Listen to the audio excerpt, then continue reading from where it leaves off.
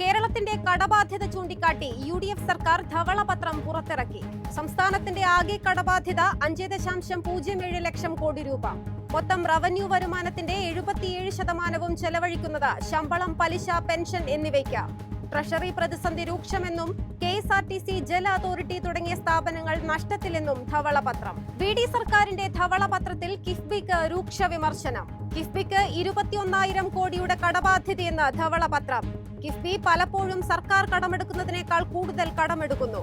ഇതെല്ലാം സർക്കാരിന്റെ ബാധ്യതയായി മാറുന്നുവെന്നും കിഫ്ബി മുന്നോട്ടു പോകണമെങ്കിൽ അടിമുടി പരിഷ്കരിക്കണമെന്നും ധവളപത്രത്തിൽ പറയുന്നു. ബെവ്കോയും സപ്ലൈകോയും ലയിപ്പിക്കണമെന്ന് ധവളപത്രത്തിൽ ശുപാർശ. ഊർജ്ജമേഖല സ്വകാര്യ നിക്ഷേപത്തിന് തുറന്നുകൊടുക്കണം. പൊതുമേഖലാ സ്ഥാപനങ്ങൾ പരിഷ്കരിക്കണം. KSEB പോലുള്ള സ്ഥാപനങ്ങൾ സാമ്പത്തികമായി സ്വയം പര്യാപ്തമാകണമെന്നും സബ്സിഡികൾ സ്ഥാപനങ്ങൾക്ക് നൽകുന്നതിന് പകരം അർഹരായ ഉപഭോക്താക്കൾക്ക് നേരിട്ട് നൽകണമെന്നും ശുപാർശ. ഇറാനെതിരായ യുദ്ധത്തിനിടെ ട്രംപിന് തിരിച്ചടി.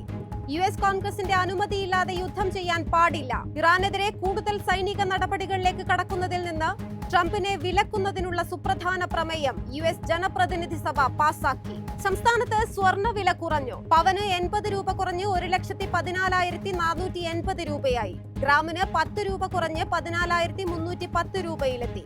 18 ക്യാരറ്റ് സ്വർണം ഗ്രാമിന് 11,760 രൂപയും പവന് 94,080 രൂപയുമാണ് വിപണി വില. വെള്ളി ഗ്രാമിന് 280 രൂപയിൽ വ്യാപാരം.